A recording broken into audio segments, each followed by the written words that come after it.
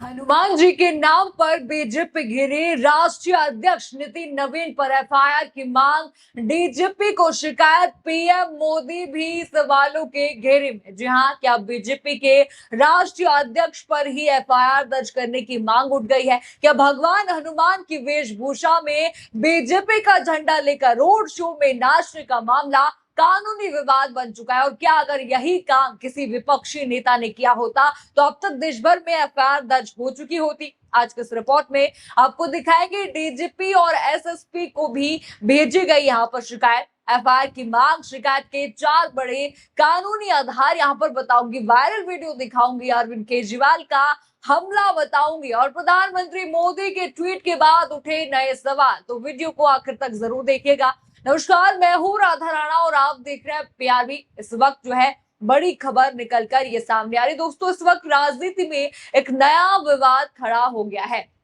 BJP के राष्ट्रीय अध्यक्ष नितिन नवीन अब एक गंभीर शिकायत के चलते चर्चा में है। मामला सिर्फ राजनीतिक बयानबाजी का नहीं है, बल्कि अब एफआईआर दर्ज कराने की मांग तक पहुंच चुका है। सबसे बड़ी बात यहाँ पर यह है कि ये शिकायत किसी आम व्यक्ति ने नहीं की है, बल्कि पंजाब हरियाणा हाई कोर्ट के वकील और काउंसिल ऑफ लॉयर्स के चेयरमैन एडवोकेट वासु रंजन ने की है। चंडीगढ़ के डीजीपी और एसएसपी को ये भेजा है उन्होंने शिकायत, यानी कि मामला सीधे कानून और पुलिस कार्रवाई तक पहुंच चुका है। जरा ये बड़ी हेडलाइन आप इस वक्त की देखिए। लखनऊ में बीजेपी के रोड शो में हनुमान बनकर नाचा कलाकार नितिन नवीन के खिलाफ शिकायत, कहा भगवान का अपमान। आपने हेडलाइन यहाँ पर देखा, यानी कि विवाद की वजह वही रोड शो बना जिसका वीडियो अब सोशल मीडिया पर तेजी से वायरल हो रहा है। अब जरा पूरा मामला भी आप समझ लीजिए। रिपोर्ट के मुताबिक लखनऊ में बीजेपी के राष्ट्रीय अध्यक्ष नितिन नवीन के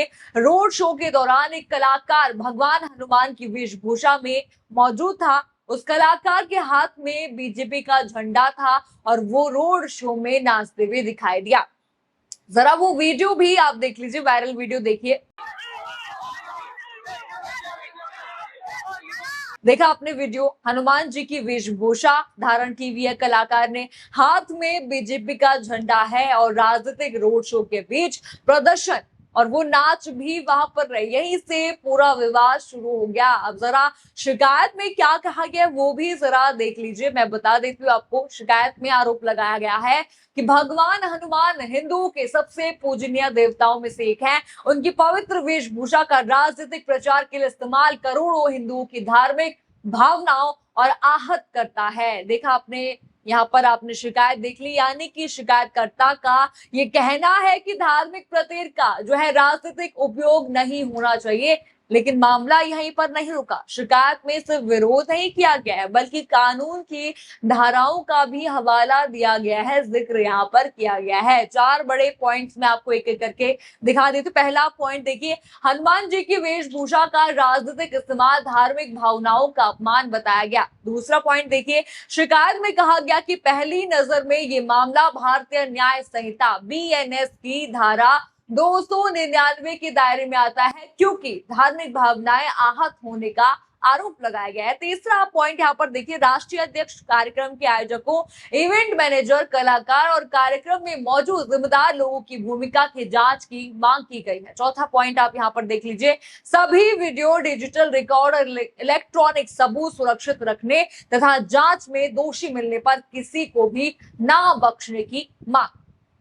देखा आपने, 4 पॉइंट्स मैंने आपको एक एक करके दिखा दिए। यानी कि शिकायत सिर्फ प्रतीकात्मक नहीं है, उसमें कानूनी कार्रवाई की भी मांग यहाँ पर की गई। अब सवाल यहाँ पर यही उठ रहा है कि अगर यही दृश्य किसी विपक्षी नेता के रोड शो में दिखाई देता तो आपको पता ही है क्या ही होने वाला था। अगर किसी विपक्षी दल के मंच पर भगवान की वेशभूषा में कोई कलाकार पार्टी का झंडा लेकर नाचता तो क्या तब भी प्रतिक्रिया यही होती? यही सवाल अब सोशल मीडिया पर लगातार पूछा जा रहा है, क्योंकि ऐसा बिल्कुल भी नहीं होता।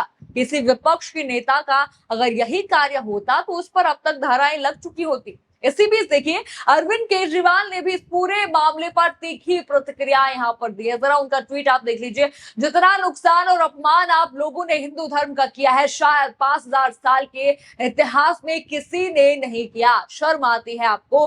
पूरे हिंदू समाज से माफी मांगी। ये यहाँ पर अरविंद केजरीवाल ने ट्वीट में लिखा, यानी कि केजरीवाल ने सीधे माफी की मांग कर दी है। कहा भी उन्होंने कि हिंदू धर्म का अपमान आप लोगों ने यहाँ पर किया, लेकिन विवाद यहीं पर खत्म नहीं हुआ, क्योंकि इसी दौरान प्रधानमंत्री नरेंद्र मोदी ने बीजेपी अध्यक्ष नितिन नवीन की तारीफ करते हुए यहाँ पर एक पोस्ट शेयर कर दिया, जिसके बाद विवाद यहाँ पर बढ़ गया। जी हाँ, ये पोस्ट था, किसी ने यहाँ पर तारीफ करी हुई थी, वही उन्होंने रिपोस्ट करी और लिखा उन्होंने कि ये सादगी और सरलता हर भाजपा कार्यकर्ता के लिए गर्व की बात है।